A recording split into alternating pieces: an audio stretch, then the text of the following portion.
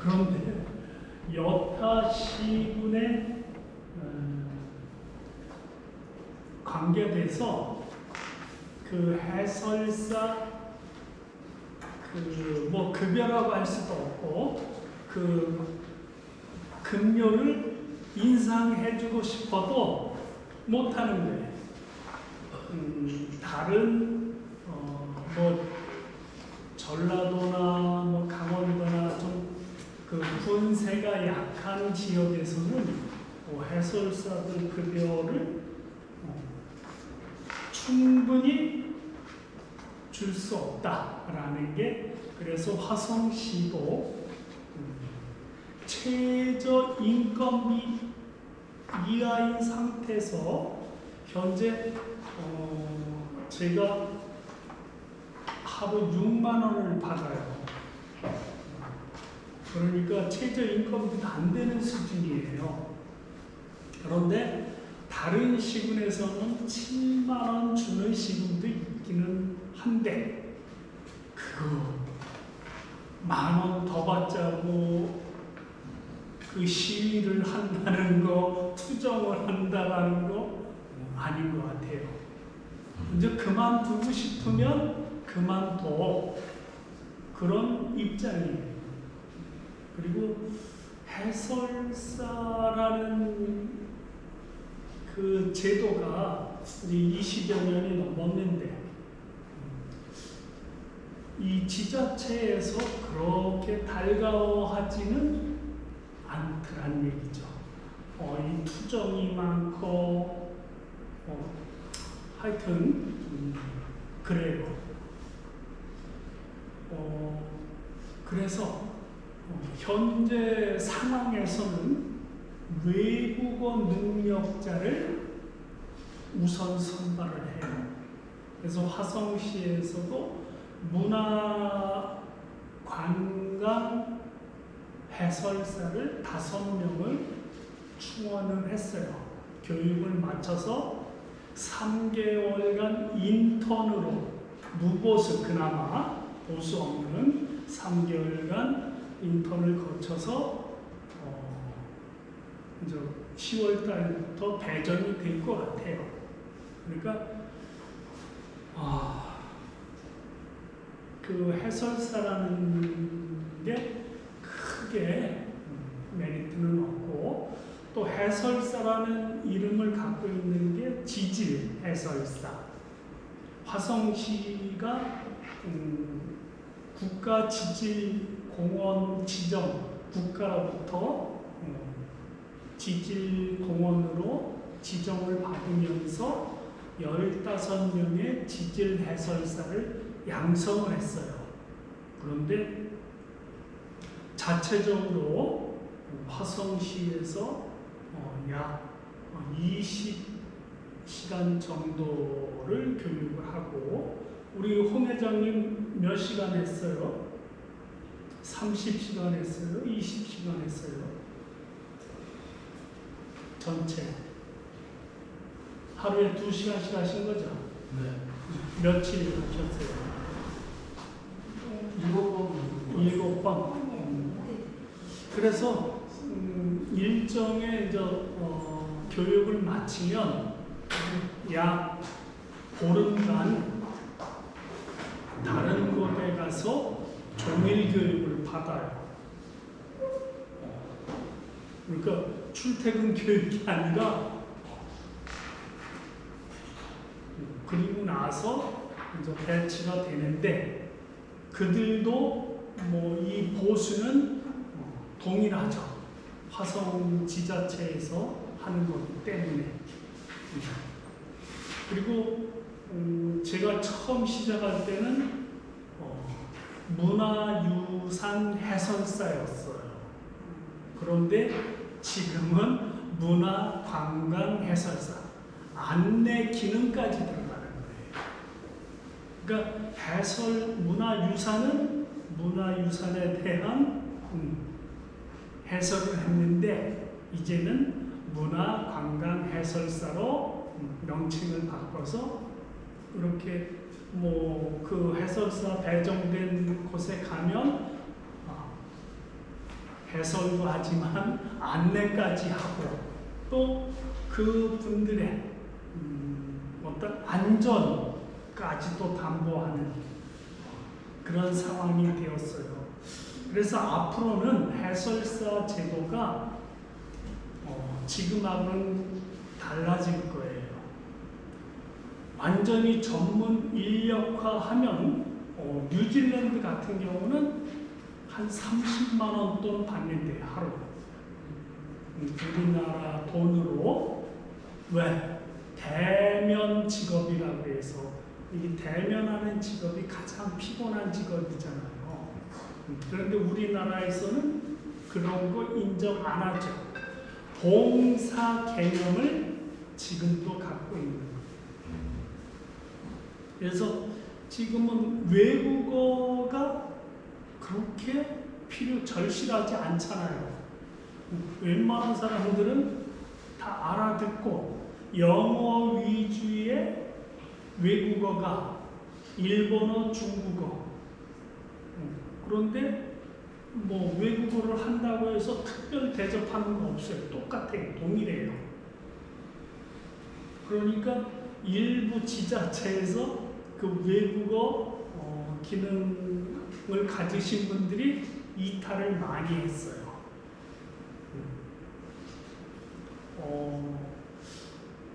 그분들은 외국 하신 분들은 물론 그냥 자기 개인이 좋아서 배운 분도 있지만 직업 관계상 습득된 또 고위 직군들이 은퇴해서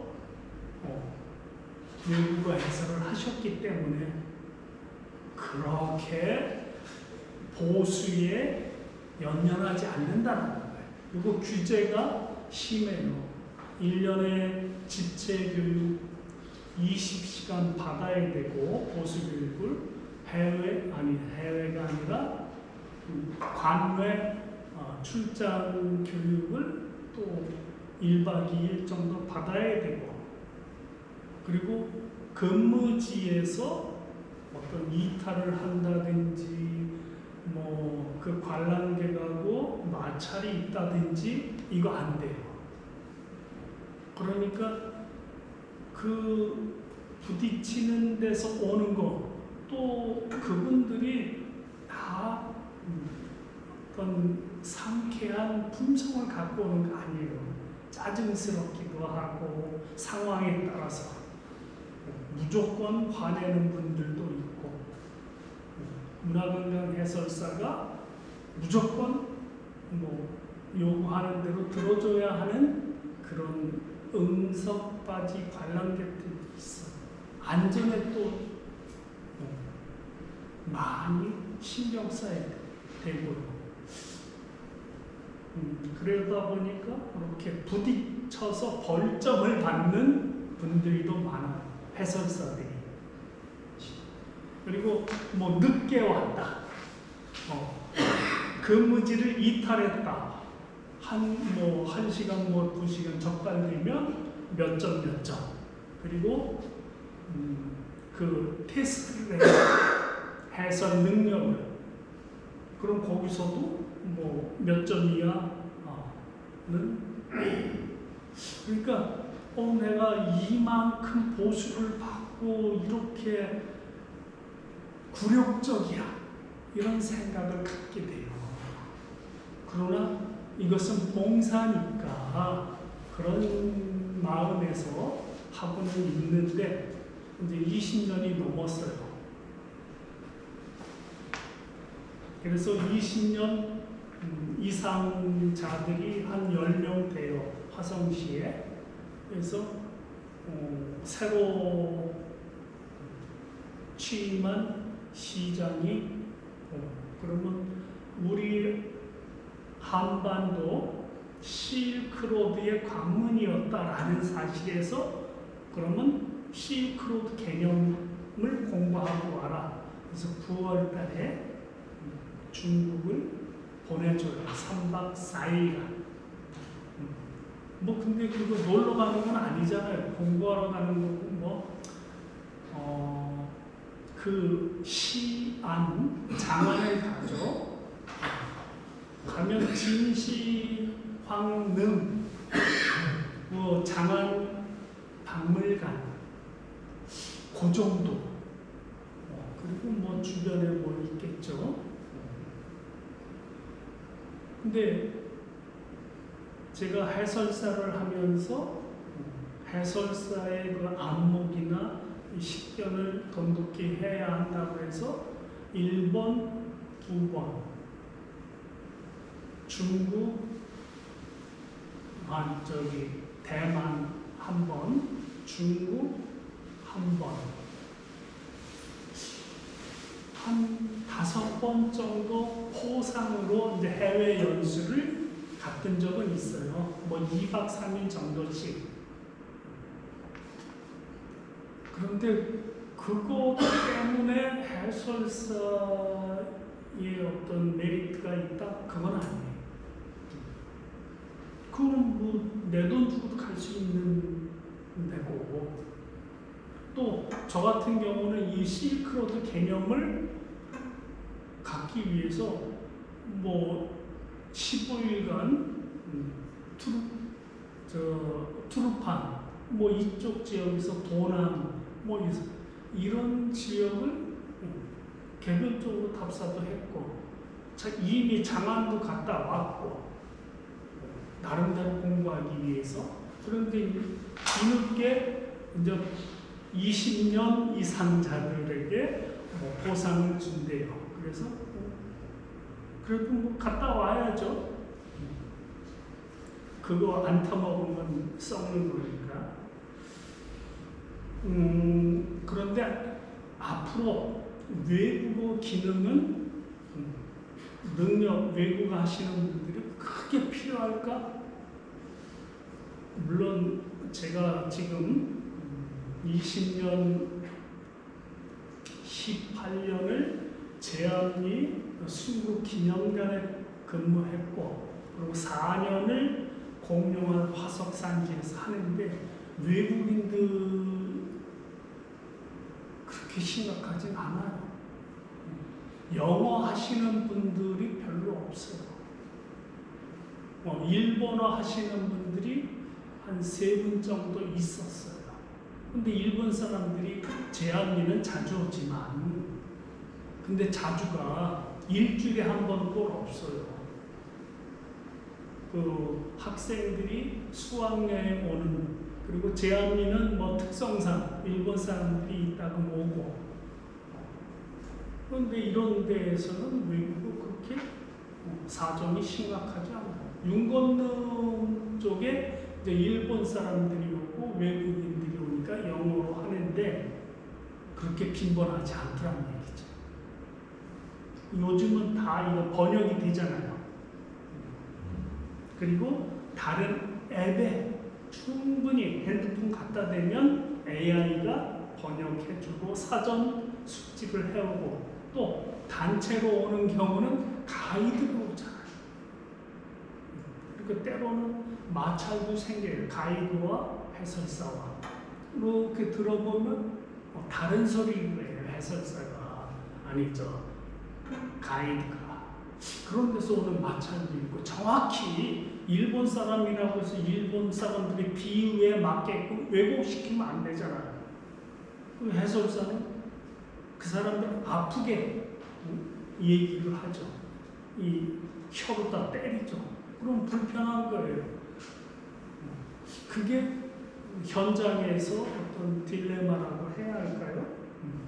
근데 앞으로는 이렇게 외국어 개념도 희박해지고, 또 해설사들도 더 이상 공부를 하려고 하지 않아요. 그 해설지에 있는 매뉴얼에 그냥 학문적으로 접근을 하는 게 아니라 일반인들이 관광으로, 그러니까 길어야 10분, 20분이에요. 그들 붙들고 늘어지지 마라. 짧게 안내 형식으로 가라. 그래서 저도 20년 했는데 연년에 하지 말자. 그런데 저는 이 향토사를 하니까 우리 화성에 대해서 애착은 강하고, 그래서 앞으로 이 해설사는 우리 인문학을 한 친구들이 많이 배출이 되죠. 근데 보수가 적당하지 않아서 그들이 접근하지 못하는 거예요. 앞으로 그 제암리 3일 만세 순국 기념관에도 해설사 다 뺐어요. 이제 박물관 개념으로 가잖아요. 그러니까 큐레이터나 도슨트 제도예요. 짧게 자기네들이 전시한 거에 대해서 안내를 하는 형식이에요. 그리고 요즘은 도슨트도 크게 필요가 없어요. 헤드폰 다 있으니까 전시물에 다가가면 저절로 AI 통번역이 되는 거예요. 안내 해설이 돼요. 그리고 이 해설사들의 품행이, 용어 능력이 그전에는 그닥 이렇게 출중하지 않더라도, 그런데 지금은 그런 품행을, 언어 품행을 본다는 거죠. 그리고 이 처우가 개선이 되려면 전문 공부를 한 분들이 와야 돼요. 그래야 개선이 되겠죠. 하나의 직군으로. 그래서 접근적 한계가 있다라는 거. 그래서 뭐 특별함이나 그런 제도의 변화가 올 것 같아요. 이 당국에서 해설사에 대한 그런 인식이 좀 낮아지고 있어요. 그거는 뭐겠어요? 보다 강화된, 그런데 이 AI라든지 스마트라든지 이런 게 발전되면서 해설사 좀 그런 상황이에요. 그런데 저는 선생님들께 지역사를 알려드리는 게 오히려 앞으로는 선생님들께서 일반인들이 접근하지 않는 내 동네, 내 고장, 특별한 거를 한 꼭지씩, 우리 동네 뭐 특별함에 대해서, 지역 어떤 역사에 대해서 좀 공부를 하시면 오히려 마을 해설사들이, 또 화성시에서 아직까지 그런 인식이나 공무원들의 생각이 갖춰지진 않았지만 앞으로 오히려 마을 해설사들이 더 유리해지지 않을까 생각을 합니다. 그런데 마을 해설사를 위촉한 지자체 없어요. 다만 주민자치위원회에서 우리 마을에는 관광객들이 많이 와, 그러니까 그분들에게 그런 자치적인 해설사들은 필요해요. 그런데 송산 만세시장 이거를 해설하기 위해서 해설사는 양성해 주세요 해서 3년째 하지만, 그들을 관리하고 그 관람객들에게 해설을 들려줄 수 있는 이 시스템 개발에는 왜? 예산이 없으니까, 지원 예산이 없으니까. 그런데 저는 제가 일본을 우리 선생님들 한번 가보셨을 거예요. 그 유후인 그 온천 후쿠오카 이 지역에는 호텔 사장이 단체객들 데리고 동네 돌아다니면서 해설을 해요. 그리고 자기 돈으로 찐빵 같은 것도 하나씩 대접을 하고, 그건 뭐겠어요? 자기 호텔 유치하기 위해서 1차적인 목적이겠지만, 지역 자치가 나타나는 거예요. 앞으로도 우리 지역 사회는 그런 식으로 변할 수밖에 없는 거예요. 그래서 우리 선생님들이 지역사를 좀 공부하시면, 지난번에 우리 이원식 선생님 서신 해설사 교육 받으셨죠? 예, 교육도 받고 화성에서 프로그램을 여러 번 참석했습니다. 그런데 예를 들면 기질 해설사 말씀하셨죠. 제가 이제 그때 교육을 에코 20인가 할 때인데, 그때는 전문 교수가 왔어요. 기질학 전문 교수가 와서 이제 저기 우문동 거기가 교장하니까 거기서 얘기를 들을 때, 이제 내가 갖고 있는 소양에 의하면 이 사람 얘기는 들게 있다. 근데 이번에 우리 서신 여기 화성시 마을 해설사 교육에 그 똑같은 곳으로 갔어. 또 해설사가 나와서 기질 해설사가. 근데 그분 얘기는 이 초등학생, 유치원생 상대라. 내가 얘기 들어보니까 수준이, 그 기질 해설의 수준이, 내가 칭찬을 해줬어요. 당신 참 알기 쉽게 참 잘한다. 칭찬을 해줬지만 내가 들을 때는 저건 유치원생들한테 하는 얘기 아니야. 미안한데 엉뚱한 얘기를 해서 제가 느낀 건 그래.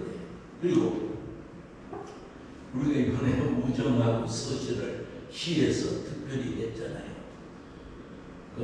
수업 달인가 했는데 그 서신을 관광 오고 그냥 놀러는 오지 정식으로 관광 오는 사람들은 거의 없어. 아니, 그게 개별 관광을 오기 때문에 해설이 안 되는 거예요.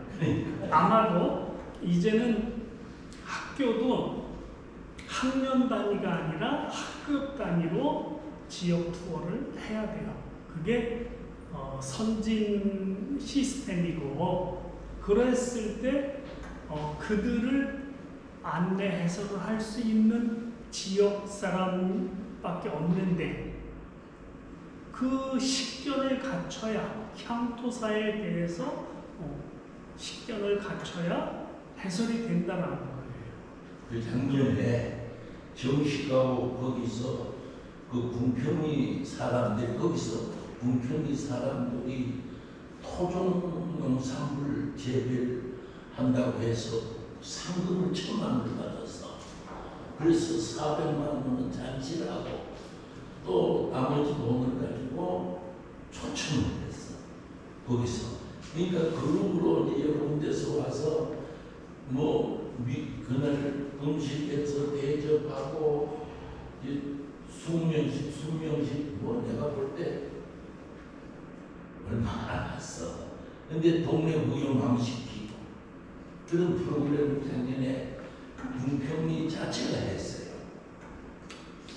근데 그런 것들은 시도예요. 그거를 제도화한다고 해서 관광객들이 많아질 수는 없어요.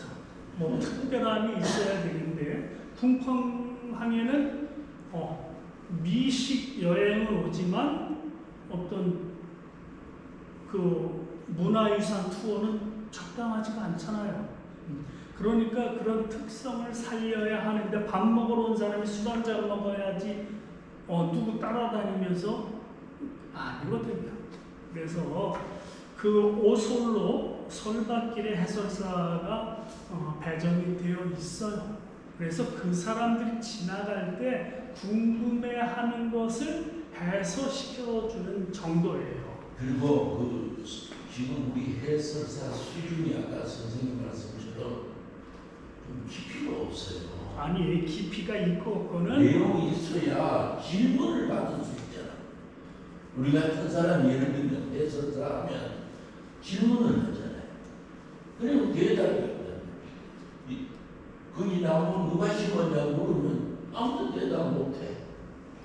그 심은 사람이 있을 텐데 저는 몰라요. 자, 그래서 그런 것들은 여러분들이 앞으로 숙제예요. 그것을 찾아낼 수 있는 능력을 키우셔야 된다. 접근적 방법이 있는 요 작년에 그 서신 주도한 강사가 금미선이에요. 금미선 제가 2000년대 교육시킨 사람이고 제가 잘 아는 사람인데 어느 날 불쑥 서신단에 와서 교육을 한대. 그래서 어이구 저 친구가 많이 공부했네 이렇게 이제 생각을 했어요. 하지만 그 사람이 해서 잘못됐다라는 게 아니라 이제 시도가 나타난다라는 거예요. 그래서 여러분들에게 해설을 제가 하지만 연관돼서 자기 동네, 자기 지역 특산물에 대해서 발굴할 수 있고 혹시라도 어떤 역사 인문학에만 매몰되지 마세요. 뒷산의 식물, 우리 동네 음식 문화, 또 어로 방식, 바닷가 마을이면 어떤 음식 문화라든지 그런 것들, 또 특별한 선한당 제의라든지 이런 것들을 한 번씩 이렇게 연구를 한번 해보세요. 또 막힐 때는 제가 자료도 제공할 수 있고 이러이러한 예가 있다. 같이 공부할 수 있어요. 해서 자료를 구축해 놓으면 제가 그 첫 강의 때도 말씀드렸지만 인문학 협동조합을 통해서 우리 관내 혹은 더 나아가서 여러분들을 특정 강사로 이렇게 배정, 활용을 목표로 하고 있고 아마도 화성문화원하고 연계된 그런 프로그램을 진행을 하게 될 거예요. 근데 아직 우리 서부 쪽에만 지금 이런 강의가 실시되고 있는데 이 내용을 보면 그 우정 장안 서신 지역의 해양 문화에 대해서 글도 만들고 했지만 다 안내 형식에 깊이가 없어요. 그렇습니다. 그게 안타까워요. 그 남양이라는 지명이 고려 때 만들어졌다고 했죠. 그러면 고구려 때는 이 지역 명칭이 어떻게 됐을까? 그걸 찾아내야 되는데 그 지역 범주를 얼만큼 갖고 있었는가? 이런 것들이 여러분들 머릿속에 그려져야 돼요. 그래야 자료를 찾아낼 수 있고 자료를 보더라도 이거 우리 동네 거야. 우리 동네 인물 거야. 이런 안테나가 만들어진다라는 거예요. 그래서 내가 이거 해석사 취업해야지. 이거는 현실적이지 못해요. 그래서 지금 저하고 공부한 사람들이 그 10여 년 이상씩 된 분들이 화성 향토역사 문화연구회 향문연 만들어져 있고요. 그리고 이 교육을 1회 2회 하신 분들이 서부역사 문화연구회. 그래서 우리 홍 회장님이 잘 이끌어가고 있는 거예요. 그래서 저는 이 두 단체 그리고 여러분들 해서 인문학 협동조합을 통해서 지원금도 받을 수 있으면 받고 각급 학교나 지역사회의 문화 해설사, 마을 해설사로 활동을 할 수 있도록 제가 신간낸 대로 그래서 이 프랑카드 보고 지금도 연락 오시는 분들이 있어요. 젊은 분들도 계세요. 그리고 제가 목소리로 짐작을 하고 안내를 하죠. 여러분들이 받으셨던 그런 안내처럼. 그러면 네 알았어요 하시는 분은 이게 직업화되는 건 아니라는 거예요. 그리고 시군 지자체에서도 마을 해설사를 위촉하지는 않아요. 다만 이 교육을 수료하시면 마을 해설사 교육 수료증을 발급을 하는데 그거 가지고 충분히 활동하실 수 있어요. 아이들 강의할 수 있어요. 그래서 그 지역의 뭐 학교라든지 대쉬하는 거는 1차적으로 여러분들의 몫이에요. 그리고 주민자치위원회 가서 활동을 하세요.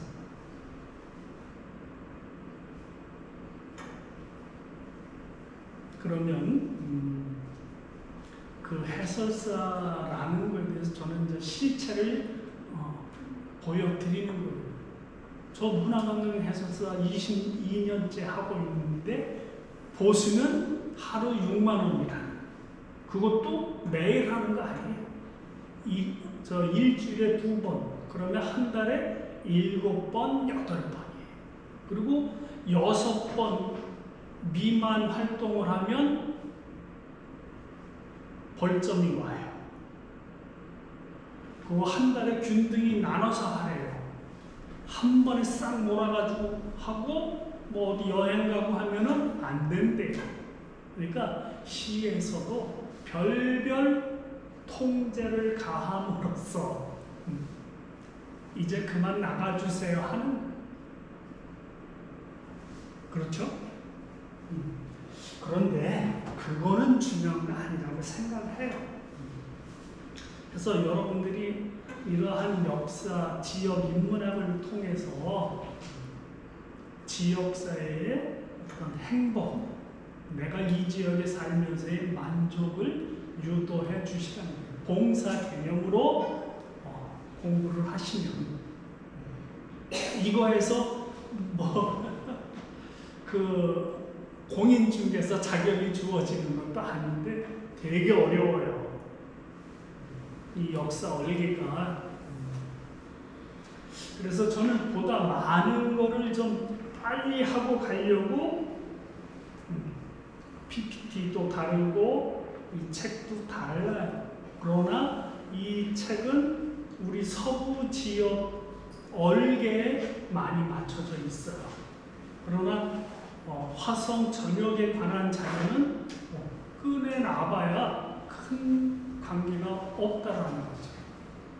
그래서 우리 요 성산, 서심 위주의 이야기를 지금 하고 있는 거예요. 그거라도 알면 어르신들이 우리 선생님들이 활동을 하신다라는 거죠. 그리고 이견들이 많아요. 홍법사, 제가 말씀드린 홍법사 주지는 그 자기 홍법사의 어떤 창건사를 전혀 몰라요. 지금 주시는 건데요. 관심 없어요. 지역사가 다 마찬가지예요. 홍시내라고 해서 자기네 홍시에 대해서 대략 아는 거지 잘 아는 바가 없다. 그 제가 하나 동네 사람들한테 들은 얘기는 그 홍법사 입구에 돌배원이라는 마을이 있었대요. 자연명이 돌배 두안 사원 돌배원이 그건 아무도 모르는데 어떤 분이 그 얘기하는 자연명입니다.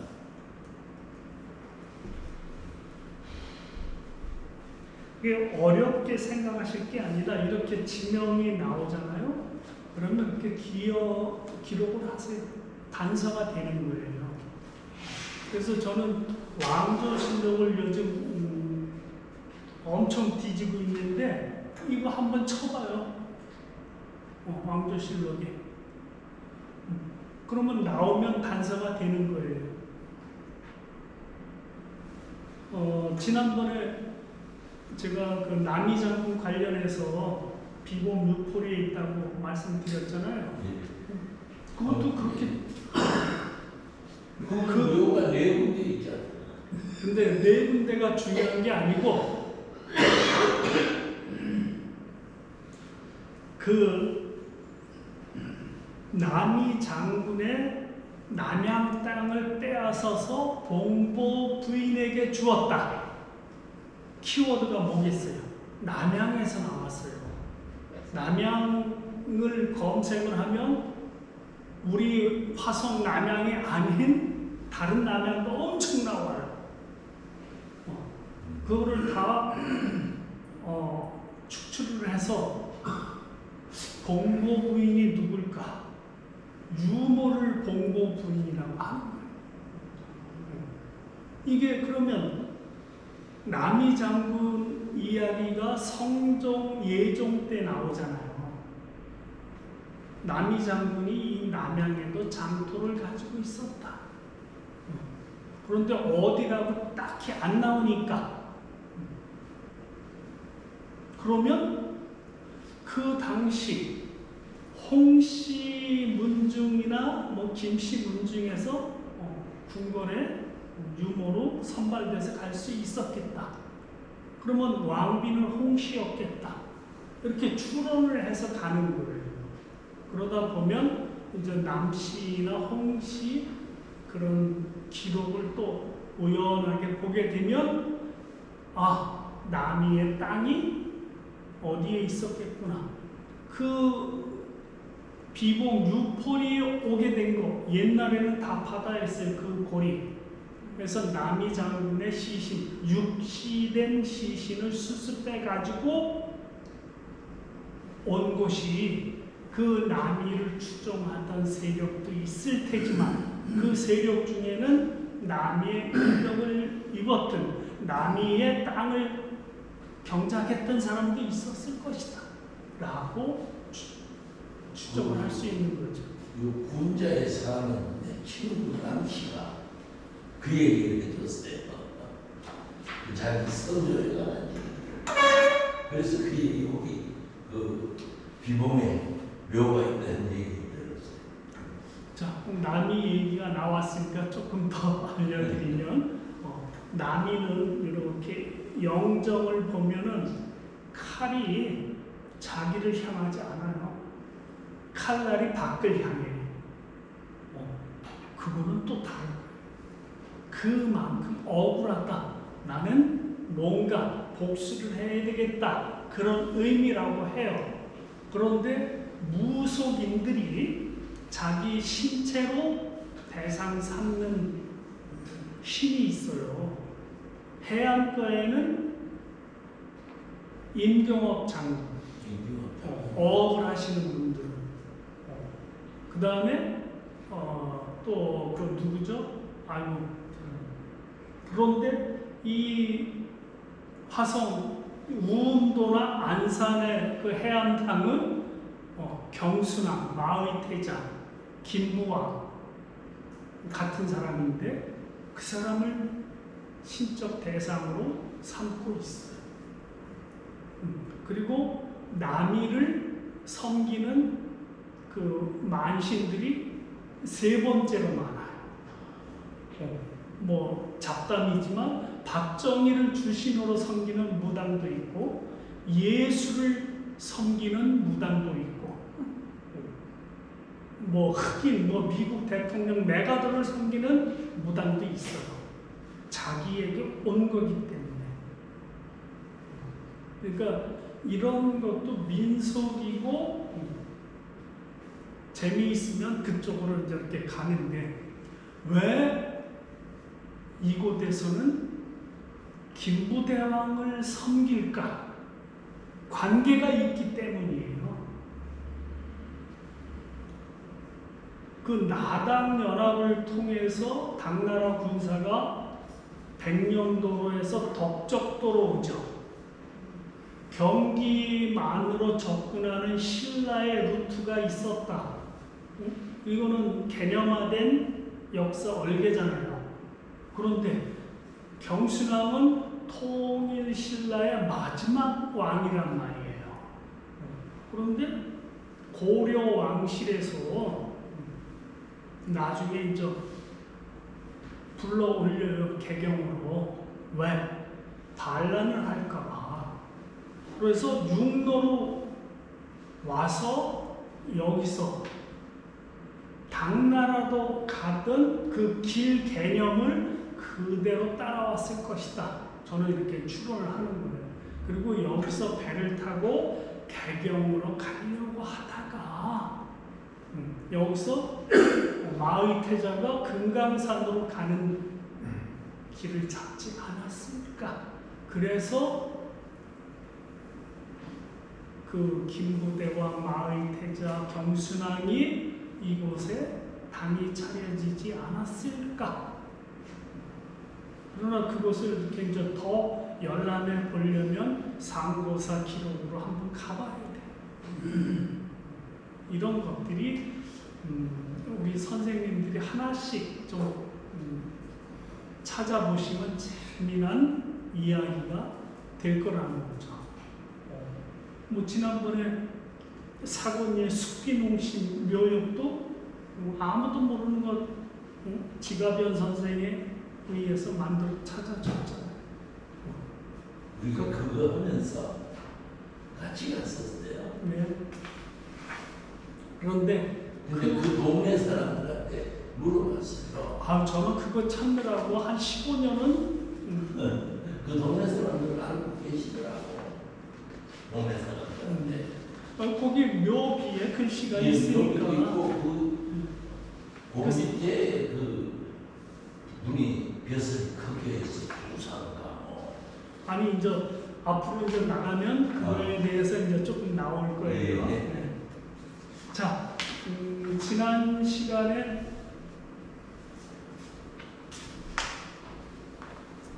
화성의 산물을 하려고 했던 거거든요. 자, 정도전은 남양이 해양이라고 했다라고 했죠. 그래서 남양만은 많이 깊고 안쪽으로 육지 쪽으로 깊고 여러 섬들이 있어 물골이 크고 거친 물살 풍랑을 막아주는 찰진 갯벌이다. 해산물이 다양한 해작을 경영할 수 있다. 배고프지 않을 수 있다라는 거예요. 거기에 소금 만들죠. 물고기 잡죠.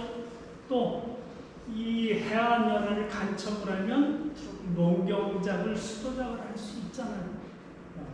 그러니까 산의 진리가 갖춰질 수 있다. 물론 거기서 뭐 품 팔아먹는 일반 서민들은 살기 힘든 건 어디나 마찬가지죠. 차라리 강원도 산골짜기에 숨어 살면 오히려 자유로울 수는 있지만 먹고 사는 문제에 대해서는 자, 고려사 지리지에 남양부의 섬으로 대부도, 소우도, 성감리도, 영웅도, 소물도, 승왕도, 인물도, 이작도, 잡양국도, 난지도, 목력도 기록이 돼 있어요. 고려시대 때. 그런데 고려사를 어느 시기에 만들었다고요? 조선 성종 연간에 연산군 뭐 이 시기에 만들어져요. 고려사를. 그러나 고려시대 때의 각종 기록을 참고했다는 거예요. 자, 세종실록 지리지, 세종 연간에 시작을 해서 이도 성종 때쯤에 만들어져요. 그래서 지리지에 보면 남양에 두 개, 쌍부연에, 용성연에 각 한 개씩. 쌍부가 어디예요? 쌍봉산 얘기했죠. 조항, 우정창안, 용성은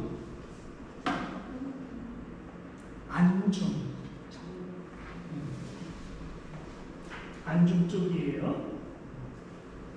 그리고 수원부 두 곳이 6어량이 있다. 어량이라는 것은 물고기 잡는 어살, 금을 매는 곳이 있었다. 또 일반인들은 이곳 말고 다르게 자기네들끼리 뭐 양반 세도가들은 따로 이 어사를 갖고 있었겠죠.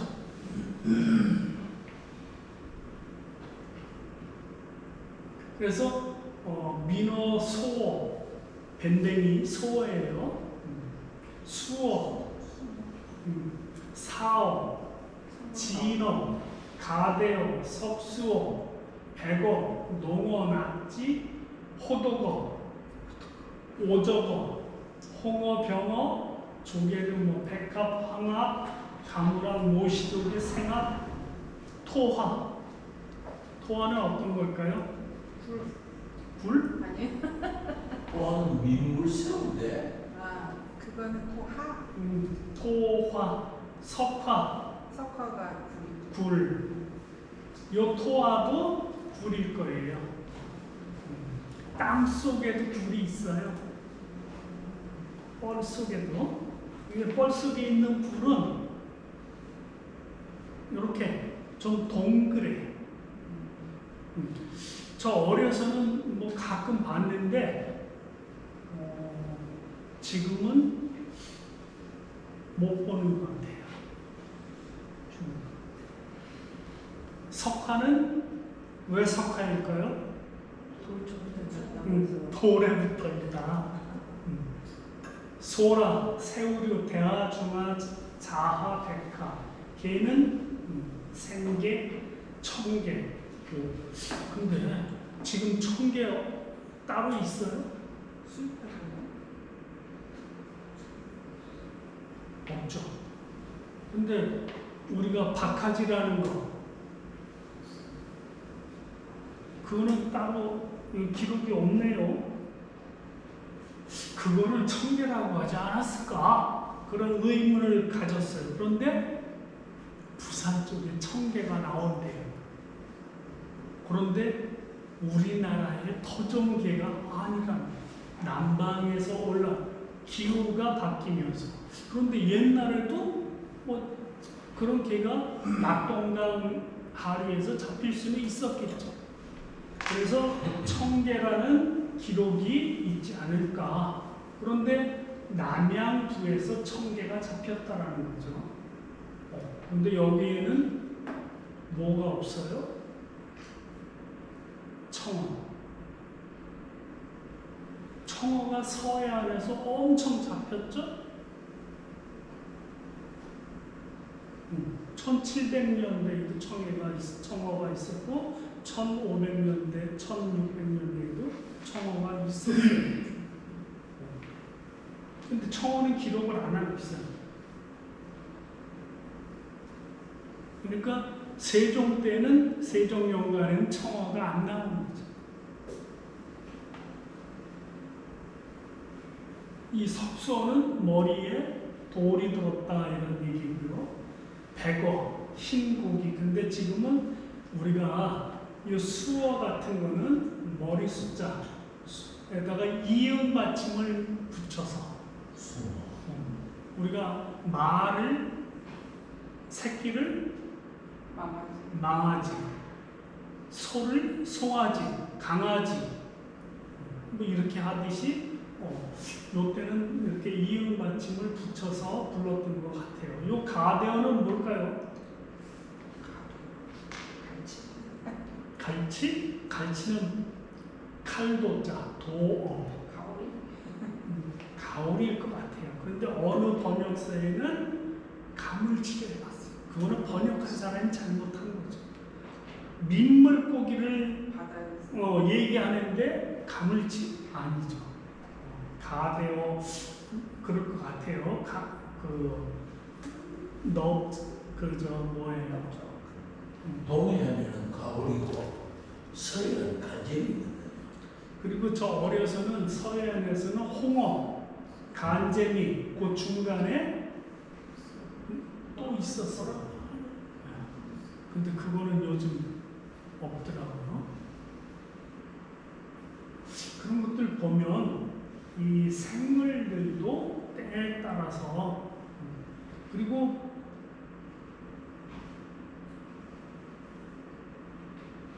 요때는 죽합이 안 보이네요.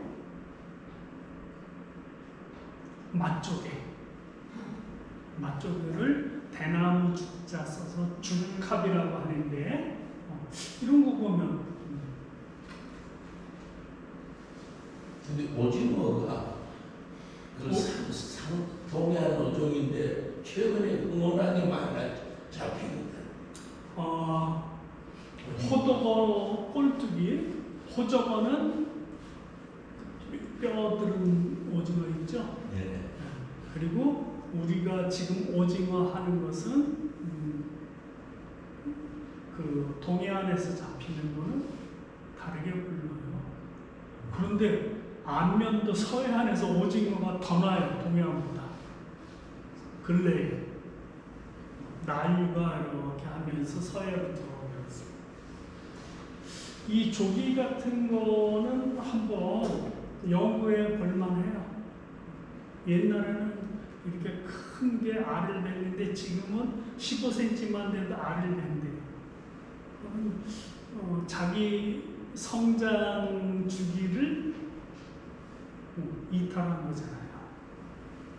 많이 없어지니까 자기 그 종족의 위기를 느끼는 것일 수도 있겠다.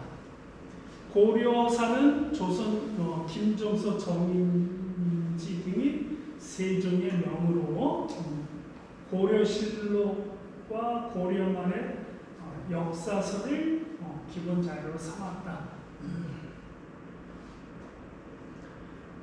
그리고 여기 태조에 관한 내용을 충실히 하도록 명하였다. 이거는 어느 태조일까요? 조선 태조일까요? 이성계일까요? 왕건이겠죠.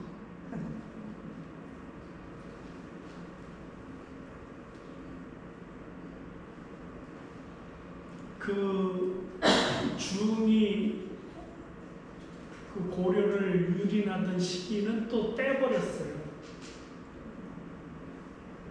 그 중이름이 뭔지 모르겠네요.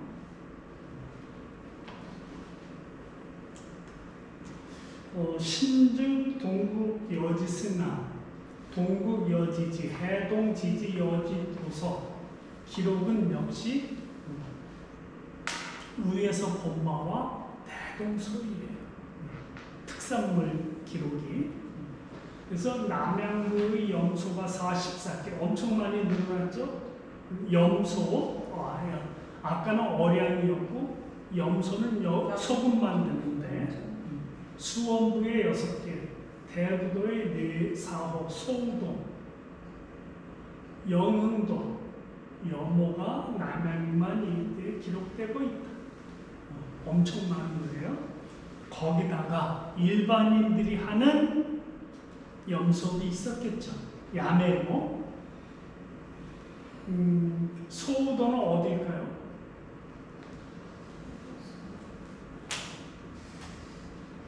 선제도로 보시면 돼요. 영흥도 건너가다가 이 염호, 소금을 굽는 사람들, 염한이라고도 했어요. 그때는 지금은 염부 그러지만 염한이. 농작물로는 반은 기름지고 반은 거칠다. 땅이 비옥상반이라 하여 비옥하지는 않았고 논보다 밭이 많으며 바닷가니까 가물었겠고 민물이 강이 없잖아요. 그래서 오곡, 쌀, 보리, 콩, 조, 기장, 팥, 참깨, 뽕나무, 배를 생산했다. 남양에서. 남양이니까 수원도 마찬가지죠. 그때 우정장안도 그때는 수원이었죠. 토공으로는 영지. 영지 버섯 눈에 자주 띄어요? 있어요.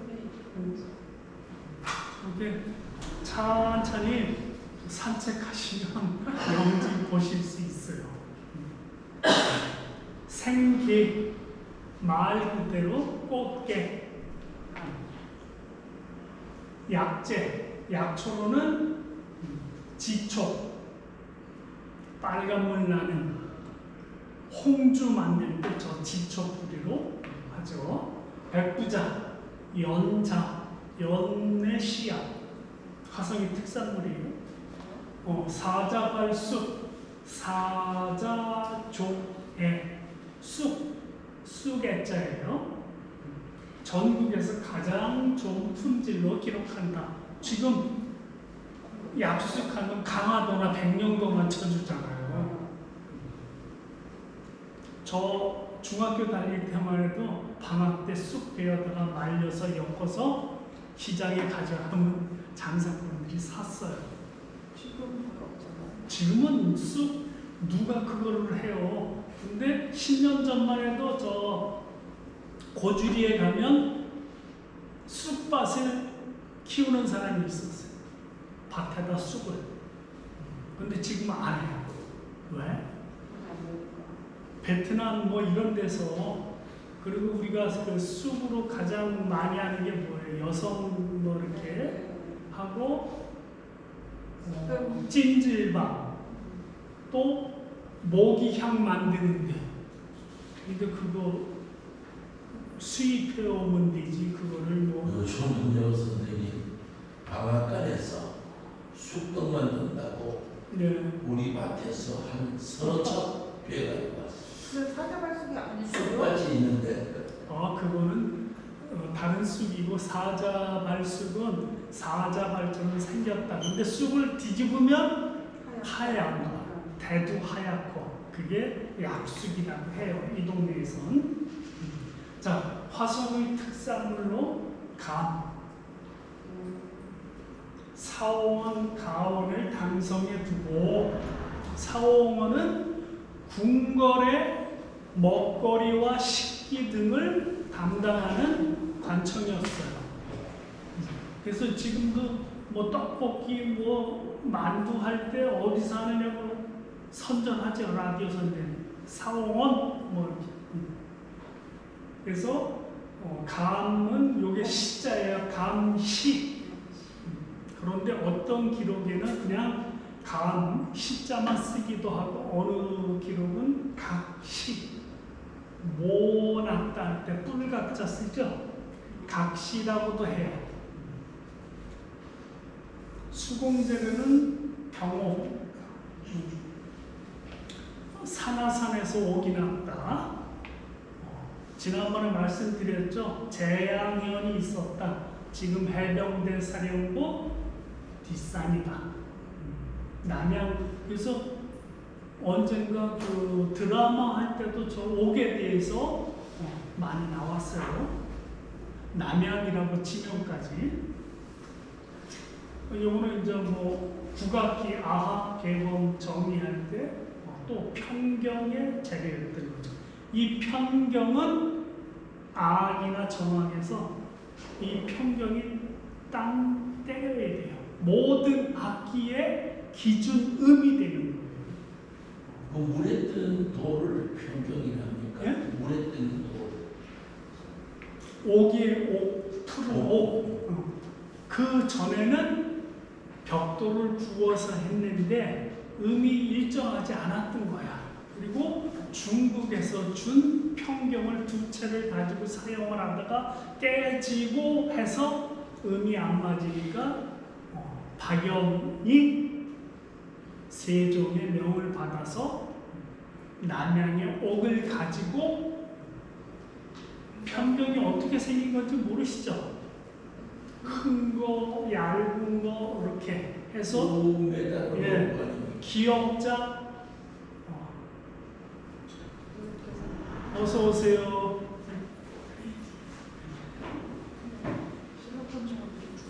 네. 기역자 돌을 크기, 두께로 맞춰서 음을. 우리 선생님 책 없잖아요. 네.